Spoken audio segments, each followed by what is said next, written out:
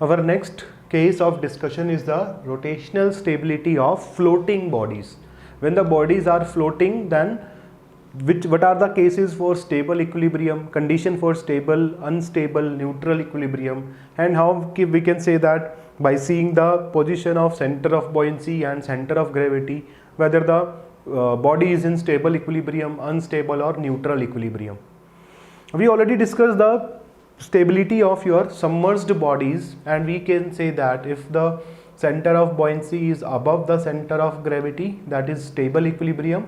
If the center of gravity is above the center of buoyancy, it is unstable equilibrium, and if both are coincide, it is neutral equilibrium. Now let us see that how we can discuss the rotational stability of floating bodies. This is somewhat difficult to understand. Just pay attention here. Let us say this is a reservoir, or this is a free surface, you can say. Right, I'll take this a free surface here.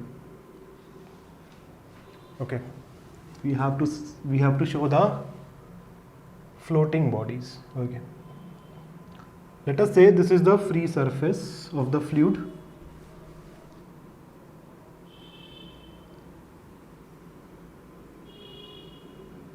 Right, for your understanding, I make it a large free surface. There is a fluid here. There is a fluid here. Let us say we have a body which is floating on this fluid. Right, let us say we have this body. This simple body I am taking so that you can understand it.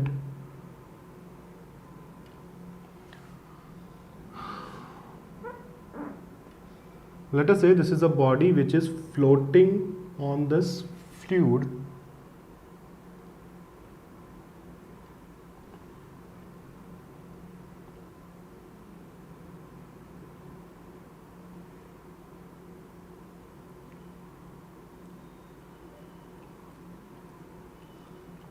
Right, this is the body. This body is floating. Just pay attention, guys. Right.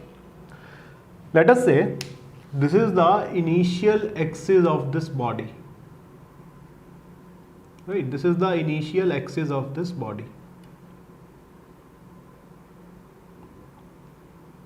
Just for your understanding, we are making this a simple body so that you can understand, because if you refer this in the books, you will not be able to understand why. See, books will say that you need a meta center, you need a, all of you know, if you have some basic knowledge about the floating bodies, you can say that, sir, instead of by showing center of buoyancy and center of gravity in this floating body, we have a different point known as meta center.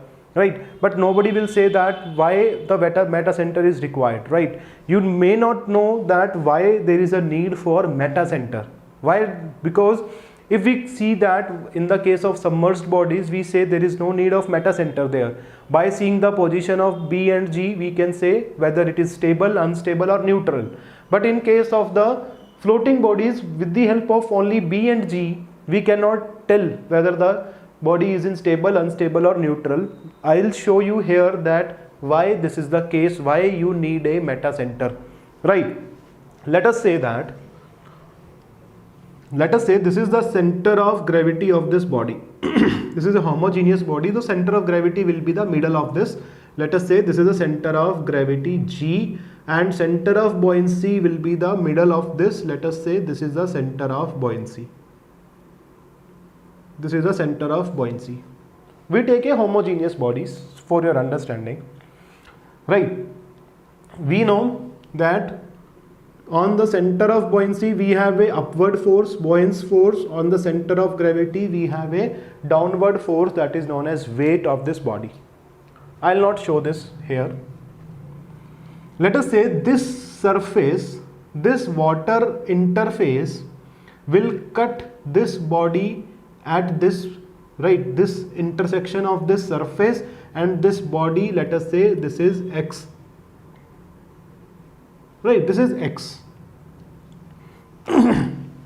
If you see here, if you see here that I'll show you the body, this much amount of body is inside the fluid, so the fluid displaced by this body will be this one, right? This is the fluid which is displaced by this body.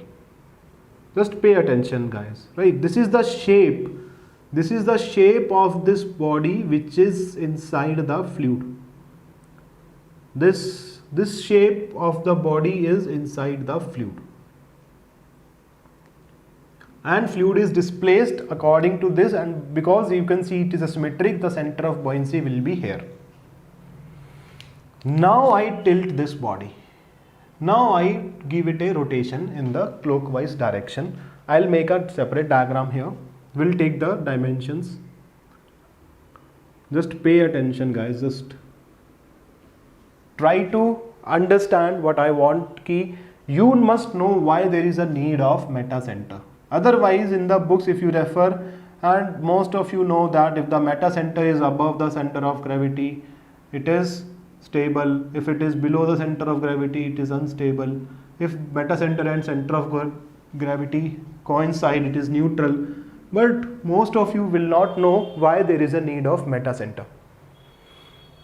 This is the case. First of all, let me make the initial body. Initially, the body is like this. Just pay attention. Initially, the body is like this. We'll go step by step. No need to be worried. You will be able to understand what is happening with the floating bodies. This is the initial shape of this body. This body is initial shape. Now, this is the initial body. If I tilt it, just pay attention. If I tilt it in this direction, let us say this length is 10 meter. Pay attention, guys. Let us say this length is 10 meter. 5 meter is below the liquid, 5 meter is above the liquid. I am assuming it. This is also 10 meter, 5 meter above, 5 meter below. If I tilt this in this direction, if you tilt this in this direction, you will better understand. If you tilt this, then this part of the body will come inside the fluid. This part of body will come inside the fluid, and this part of the body, some part of this body of this line will come above the fluid, right? If you see here, let us say this is the body, right? This is the body, this is the fluid surface. This is the body, this is the fluid surface. Below this marker, the lengths are 5, and above the marker, the lengths are 5. If I tilt this body, like this, you can see, here, right? If you say that this line, if I tilt this body, then this length is going inside the water. You can see, right? This length is going inside the water, and from here you can see that this length is coming out of the water. This length is coming out of the water. Obviously, if you tilt this, then if you tilt this at this center only, right? If you tilt this like this, this length will come inside the water, this length will come outside the water. Initially, I am saying, let us say they are 5, 5. After some time, we can say that when you tilt it, let us say instead of 5, 7 meter is inside the water, and here your 7 meter is outside the water. It will tilt like this. So if I say like this, if I tilt this body, then this will be the shape of the body. If I tilt this like this, this will be the shape of the body. I'll make here. Here we go. This will be the shape of the body after tilting.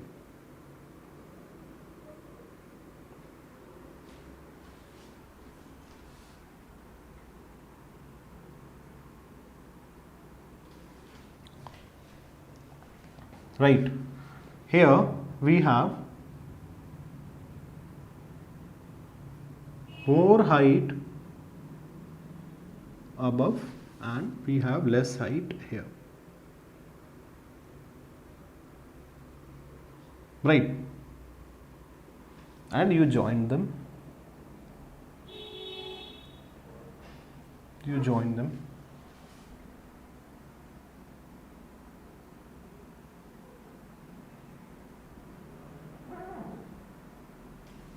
so I tilt this body like this, that this length will come inside the body and this length will go outside the body. I joined it.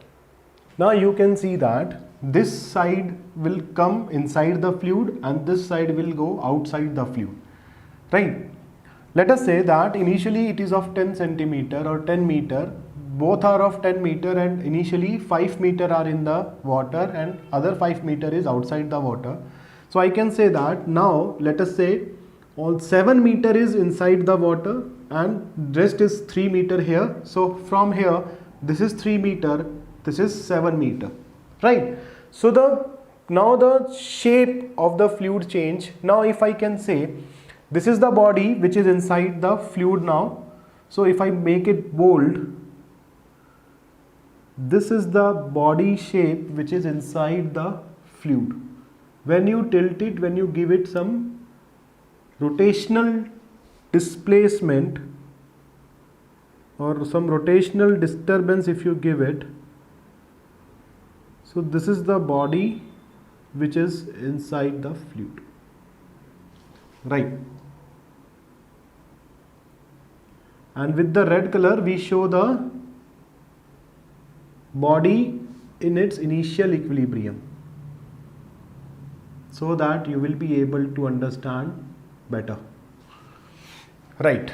So this is the shape of the body after tilting,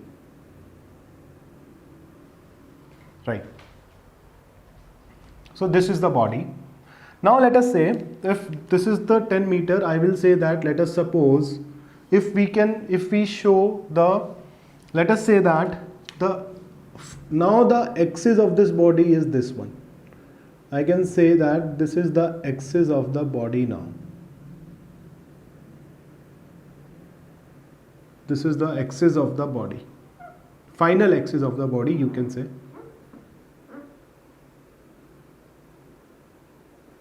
This is the final axis of the body after tilting, right? Right.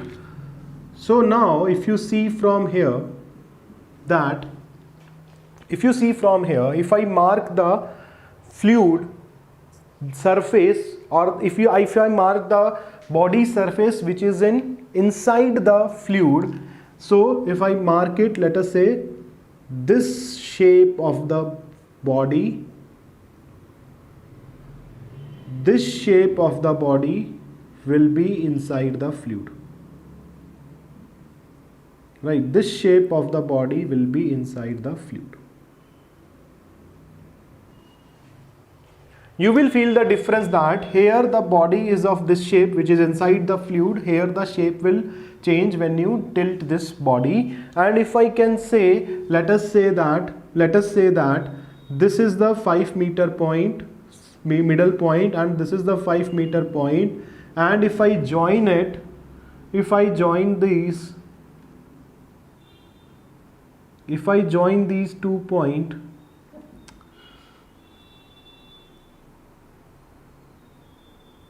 so this is what is the axis X.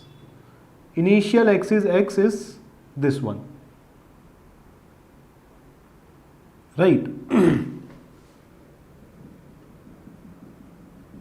This is the initial axis X, if we can say, make it more correct.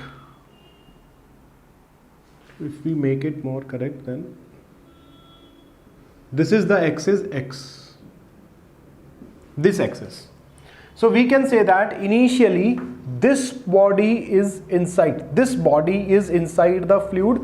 Now this body, this highlighted body is inside the fluid. So you can say that that if after seeing this you can say that, sir, this much amount of body on the right side, this much amount of body will come inside the fluid, and this much amount of body from the left side will go out of the fluid, right? This much amount of the body will come inside the fluid, and this much amount of this hatched area, this much amount of body will go outside the fluid.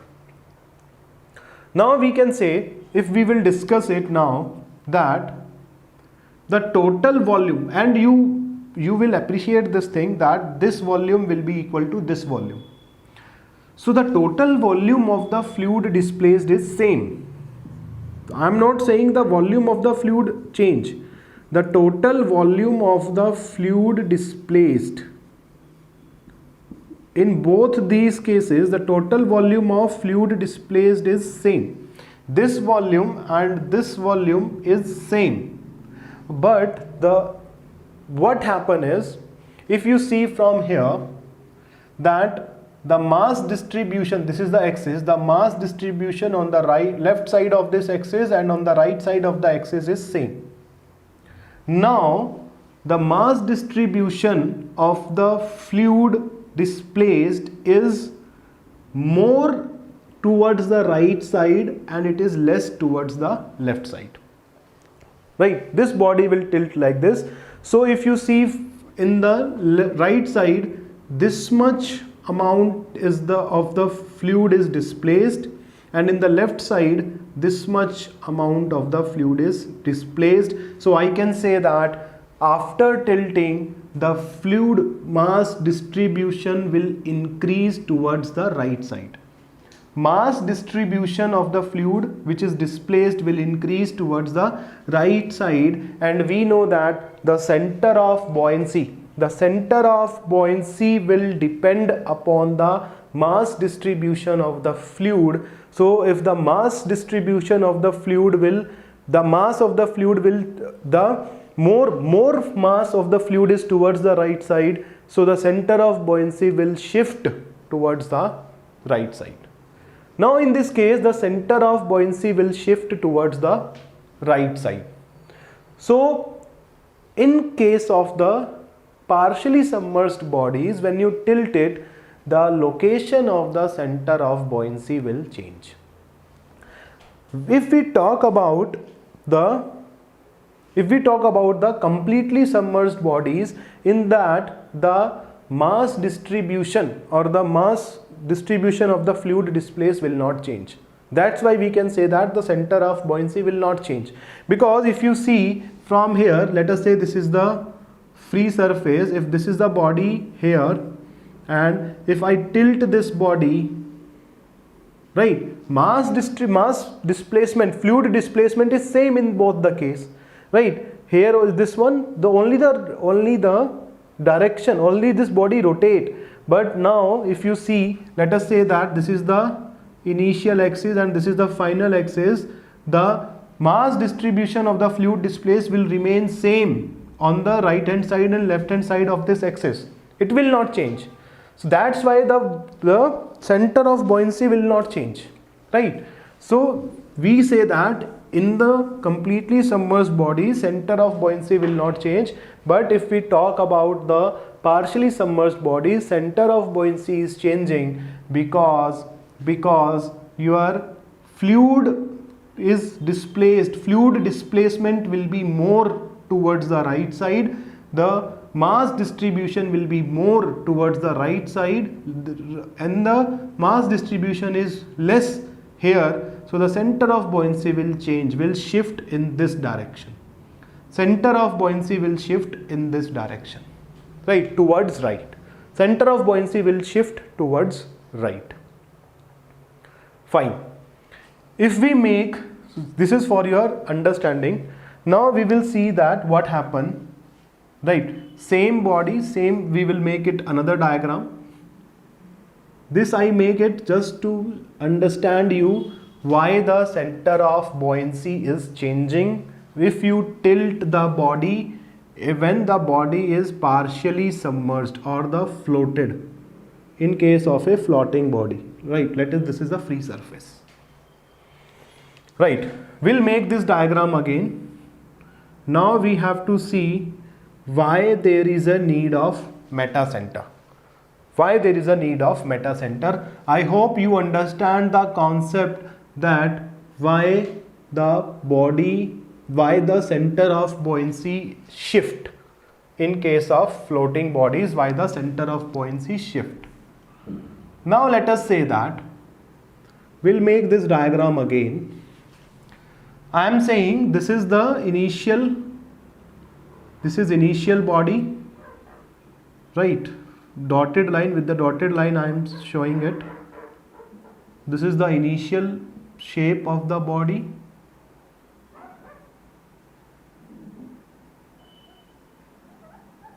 Right, this is the initial shape of the body. Then we tilt it, so we can say the body will be like this. We tilt this body and the body will take this shape.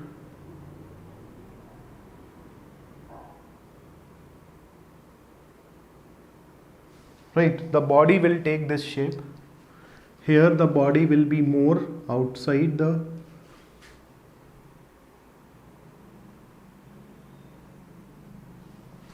right.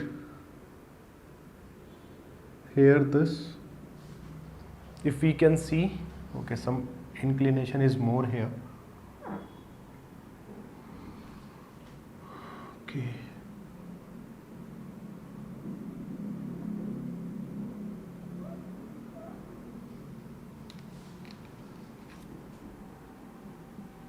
So we can say that here this body is coming outside, and on the right side the body is coming inside.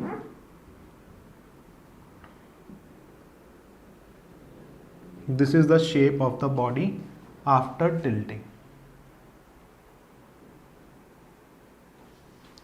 Right, this is the shape of the body after tilting.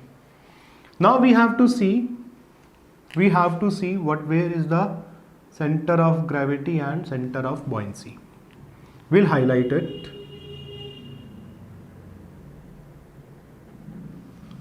This is the body.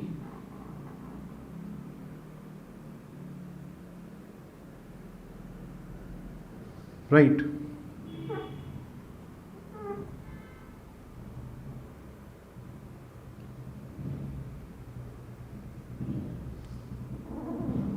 Figures are most important. If you make a figure correctly, then you will be able to understand very easily what is happening with the body.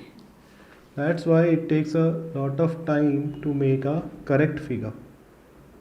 So that's why we are making separate figures for each and every concept, so that you can easily understand. This is the body now after tilting, and I am saying, let us say that this is the axis of the body, final axis of the body. This is the final axis of the body. Right, this is the final axis of the body.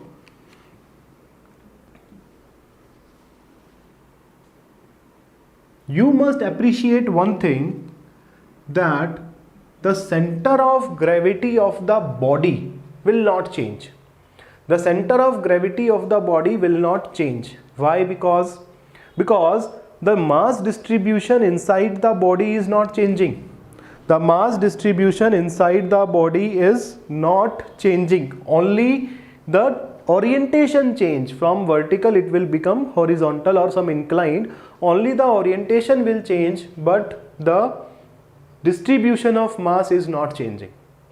So we will say that, suppose we can say that the center of gravity is here, G is here, let us say. So the center of gravity will lie at the same point. This is center of gravity. Center of gravity will lie at the same point, right? And I can say that this is the line of action of weight or gravity force.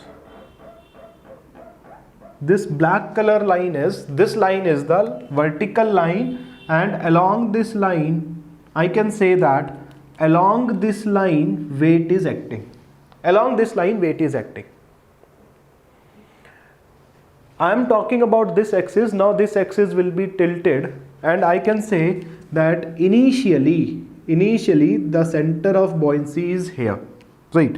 This is the center of buoyancy initially. But now, as you know, as you understand from this, the center of buoyancy tends to shift towards the right direction. So the center of buoyancy will shift right in this direction. Center of buoyancy will shift in this direction. So now just please focus here. Now what will happen? Now let us see what will happen. I am saying that, just understand guys please, the center of buoyancy will shift in this direction. So there may be the three cases. There may be the three cases that center of buoyancy will shift at this position. Let us say B1. The center of buoyancy may shift. It all depends upon this angular displacement. More is the angular displacement, more will be the shift of center of buoyancy. Now center of buoyancy can shift up to here also. Let us say B2. And center of buoyancy can shift up to this point also. Let us say B3. I am writing here B3. Let us say B3. Right. If I say that, let us talk about case 1. Case 1. Case 1 is center of buoyancy is at B1. Center of buoyancy is at B1, at this place. If I say that we know from the center of gravity we have a vertically downward force, that is weight, and on the center of buoyancy we will have a buoyant force in the vertically upward direction. In the vertically upward direction, let us say the vertically upward direction is this one. This is the buoyancy force B1. This is the buoyancy force FB, and I am saying, let us say this is B1, right? This point is B1. You can see from here, if the center of buoyancy will shift at this point and weight is acting downward, buoyancy force is acting downward, it will give you a couple in the clockwise direction. It will give you a couple in the clockwise direction, right? It will give you a couple in the clockwise direction. So if the center of buoyancy is at B1, then the couple will be in clockwise direction, and if the couple will be in the clockwise direction, you can say it is a unstable equilibrium. It is a unstable equilibrium if the center of buoyancy will be at B1. New center of buoyancy will be at B1. So it is an unstable equilibrium.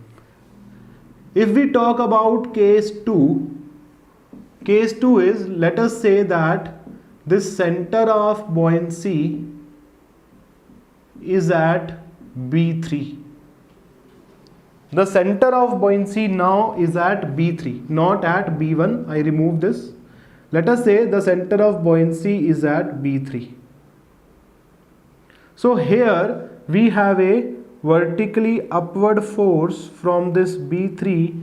We have a vertically upward force, that is the buoyancy force from B3. And you can see from here that this is acting in the upward direction, this is acting in the downward direction. You will get a couple in the anti-clockwise direction. So if the center of buoyancy is at B3, then you can say that couple is in counterclockwise direction. So if you tilt it in the clockwise direction, couple will be in the anti-clockwise, restoring couple will be in the anti-clockwise direction. So you can say it is a stable equilibrium. You can say it is a stable equilibrium. Now we will see that case 3. Let us discuss case 3. Case 3 is when the center of buoyancy is at B2. Center of buoyancy is at B2. Right? I remove it. Now let us say that the center of buoyancy is at B2, is here. So at this B2 we have a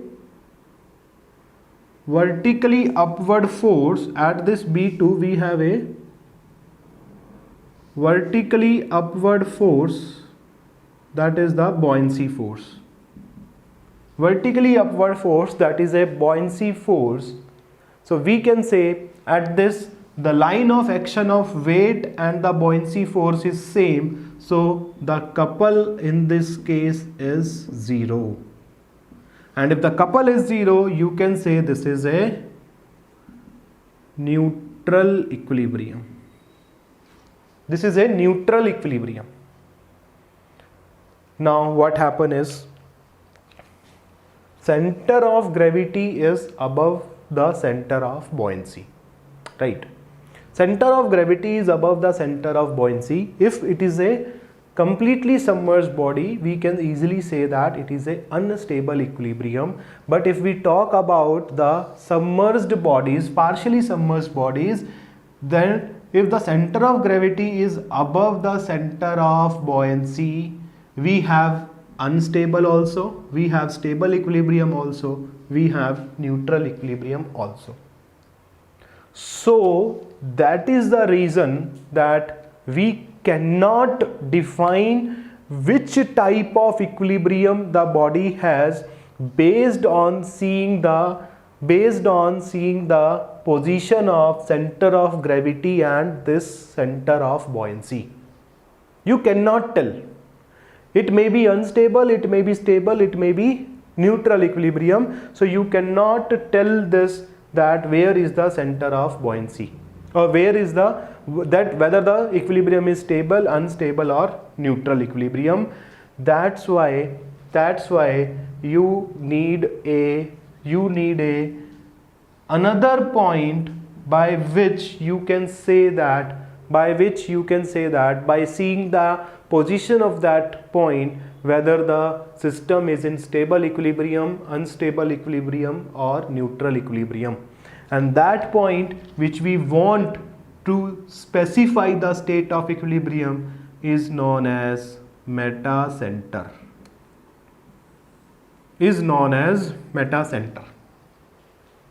Right? I hope you understand why you need a metacenter in case of partially submerged bodies to specify the state of equilibrium. Now, just pay attention guys, just pay attention here. We can say that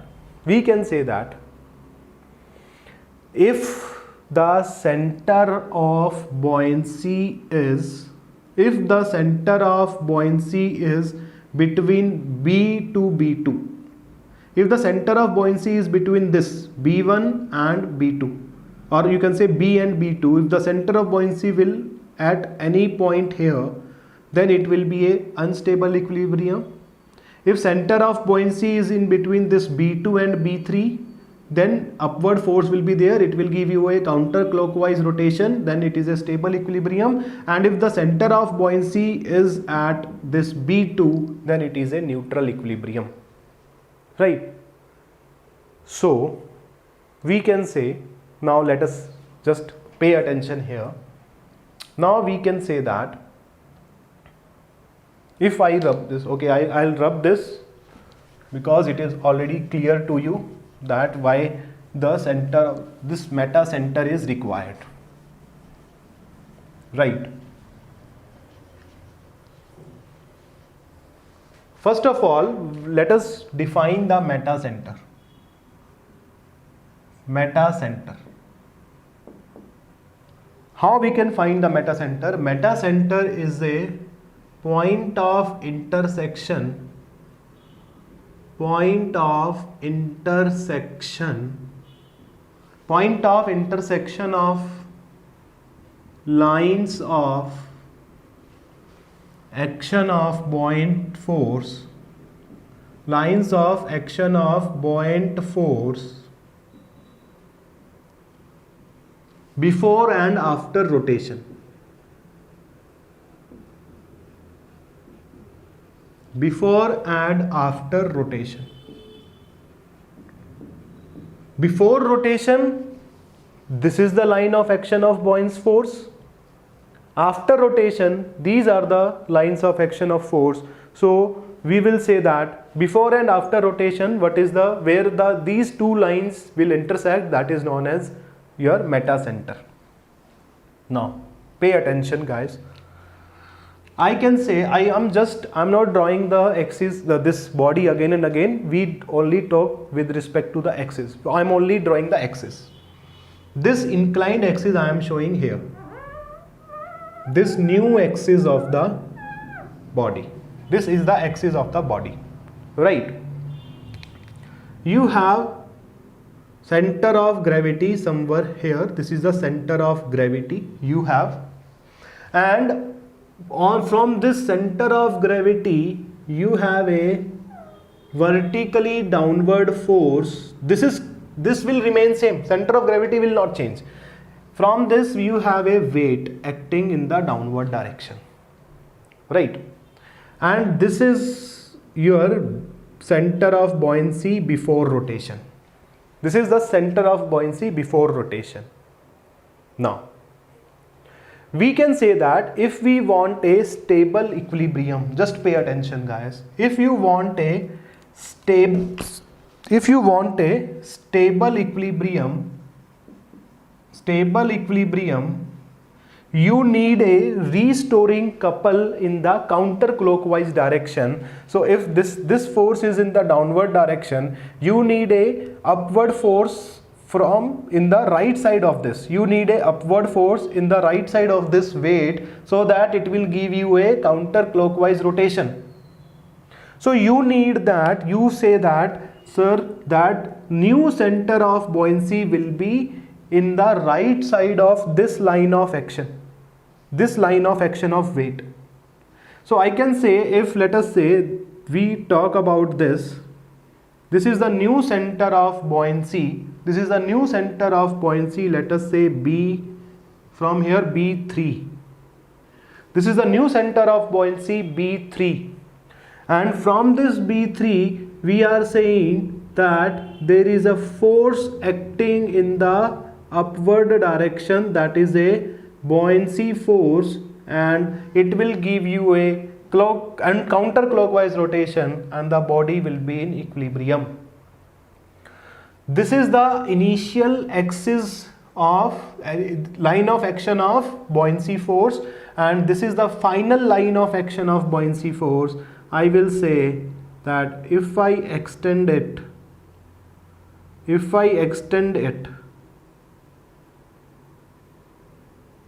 then where the initial and final axis of line of action of center of buoyancy force or the buoyancy force, the intersection of final and initial line of action of buoyancy force, where it will intersect each other, that is known as meta center. That is known as meta center. And you will appreciate one thing, that if the center of buoyancy, new center of buoyancy will be in the right side of this line, then you will get always a stable equilibrium. You will get always a stable equilibrium. So if you extend, let us say if here is the center of buoyancy, if you will extend this line, it will cut here. So you can say this diagram is for stable equilibrium. This diagram is for a stable equilibrium. So in that case you can say, if meta center is above the center of gravity. If the meta center is above the center of gravity, we have stable equilibrium. We have stable equilibrium, right? Similarly, if we talk about unstable equilibrium, this is the axis, this is the axis. Similarly, if I am saying this is the center of gravity of the body, and I can say from this center of gravity we are having weight in the vertically downward direction, weight. This is the initial buoyancy force or center of buoyancy, initial. Let us say this is the initial center of buoyancy, and the final center of buoyancy, from that we will say, let us, it is at B1. It shifts to this point B1. This is the final center of buoyancy, and we know that this is point B1. And we know that from the center of buoyancy we will have a vertically upward force that is known as buoyancy force. And you can see from here that it will give you a clockwise rotation, clockwise force, and this is a unstable equilibrium. So if I extend this new line of action of the center of buoyancy, if I extend it, it will cut this earlier line of action here, and this is known as meta center. This is known as meta center. And you can appreciate one thing, that if the center of buoyancy is shifting towards the right side, and if it is in between this B and this line of weight, then if it is between this region, in this region, then always you have a unstable equilibrium, because here you have a vertical force, upward force, here you have downward, you will get a clockwise rotation. So this is the example, this is the case of unstable equilibrium. Unstable equilibrium, when you can say when center of gravity is above the meta center, then you will get a unstable equilibrium, right? If center of buoyancy will be anywhere, in that case meta center is below the center of gravity, then you have a unstable equilibrium. Now let us talk about the neutral equilibrium. Now let us talk about the neutral equilibrium. We will say that, suppose this is the axis, this is the initial center of gravity or the center of gravity of the body. From here we have a vertically downward force, that is weight. Initial center of buoyancy is this B, and if let us say the center of buoyancy will shift to this B2, if center of buoyancy will shift to this B2, so from this center of buoyancy you will have a vertically upward force, that is the buoyancy force, and if I extend this line, it will cut the original initial axis or initial line of action of buoyancy force at this point only. So this is the meta center. This is the meta center, and here you can see that buoyancy force and this weight will act at the same point. There is no couple, so this is a neutral equilibrium. This is a neutral equilibrium, so I can write, if meta center and centroid or center of gravity coincides, you will get a neutral equilibrium. So you have to remember this thing, right? In the completely submerged bodies, I can say that if the center of buoyancy is above center of gravity, we have stable. Center of buoyancy is below the center of gravity, we have unstable. And center of buoyancy and center of gravity coincide, we have neutral. In partially submerged, just you can replace the center of buoyancy with the meta center. So if M is above the G, stable. If M is below the G, unstable. If they both coincides, we have neutral equilibrium. So this is the concept of rotational stability in case of a floating bodies. That's why we need that's why I can say that's why we need a meta center. I hope you understand the concept, that from where this new center, that is meta center, will come and what is the need of it, right? So this is all about the your rotational stability of the floating bodies.